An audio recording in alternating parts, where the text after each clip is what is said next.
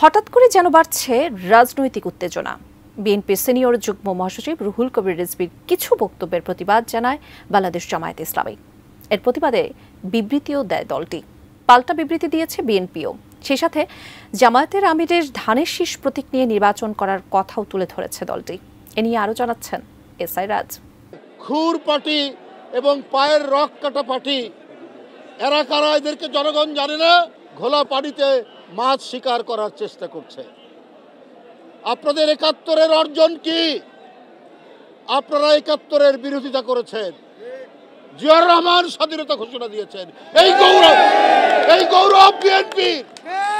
৭১-এর গৌরব, ৯০-এর গৌরব, এই গৌরব বিএনপির। রোববার রাজধানীর চন্দ্রিমা উদ্যানে সাবেক প্রেসিডেন্ট জিয়াউর রহমানের সমাধিতে শ্রদ্ধা নিবেদনের সময় গণমাধ্যমের সাথে কথা বলেন বিএনপির সিনিয়র যুগ্ম মহাসচিব রুহুল কবির রিজভী। সেখানে জামাতে ইসলামীকে নিয়ে বেশ কিছু মন্তব্য করেন তিনি। রিজভী বলেন, শেখ হাসিনার আমলে যারা দখল করেছে সেই এস আলমের উত্তরসূরি হয়ে ব্যাংক দখল করেছে অনেকে। বড় বড় কথা বলে বিএনপির নামে কলঙ্ক লেপন করেছে। পাড়া মহল্লায় টার্মিনাল দখল, টেন্ডারবাজি সহ নানা কিছু দখল করেছে একটি দল। আজকে বড় বড় কথা বলেন, কলঙ্ক লেপন করার চেষ্টা করেন বিএনপির নামে। পাড়া মহল্লায়, জেলায় জেলায় অনেক টার্মিনাল দখল সহ, অনেক সিএনজি স্ট্যান্ড দখল সহ, অনেক টেন্ডার ভাগাভাগির মধ্যে আপনাদের লোকরা কি জড়িত নেই? আমি সেই রাজনৈতিক দলটিকে বলতে চাই, খুব নীরবে নিভৃতে সবকিছু অপকর্মের সাথে আপনারা জড়িত। সঠিক প্যাড আর সঠিক তথ্য দিয়ে এসব সামলে নিব এক হয়ে। Monalisa sanitary napkin. জামাতকে উদ্দেশ্য করে রিজভী সে সময় আরও বলেন, আপনারা তো ইসলাম নিয়ে রাজনীতি করেন। ইসলাম মানে কি বারবার মুনাফিকি করা? ইসলাম মানে হচ্ছে অঙ্গীকার রক্ষা করা। বিএনপির সেই ঐতিহ্য আছে। বিএনপি যে অঙ্গীকার করে সেখান থেকে পশ্চাৎপদ অনুসরণ করে না। মুনাফিকি করা ইসলামের মর্মবাণিত হচ্ছে, তুমি যে অঙ্গীকার করো সেই অঙ্গীকার তুমি রক্ষা করবে।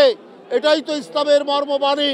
বন্ধুরা আমার, বিএনপির সেই ঐতিহ্যের পতাকা ধারণ করে, যে ঐতিহ্যের মধ্যে আছে জনগণের কাছে অঙ্গীকার থেকে বিন্দুমাত্র বিএনপি পশ্চাৎপসরণ করে না।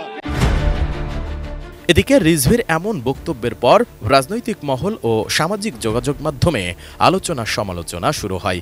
এদিন রাতেই তার বক্তব্যের কড়া প্রতিবাদ জানায় জামাতে ইসলামী।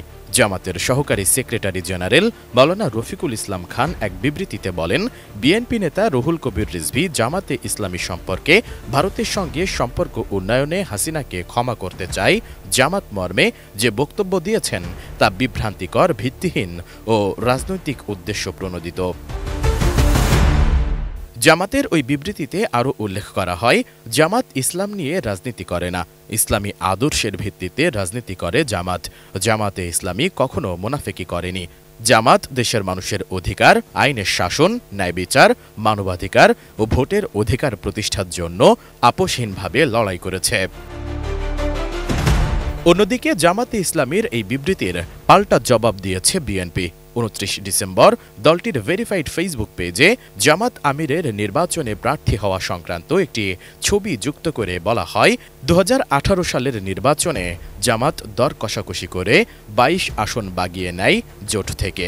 সেই নির্বাচনে ডাক্তার শফিকুর রহমান নিজেও ধানের শীষ প্রতীকে প্রার্থী হয়েছিলেন। তাহলে কার সঙ্গে জোট আর কার সঙ্গে মুনাফিকির কথা বললেন আমির? প্রশ্ন রাখা হয় ওই পোস্টে। এসআই রাজ, এটিএন নিউজ।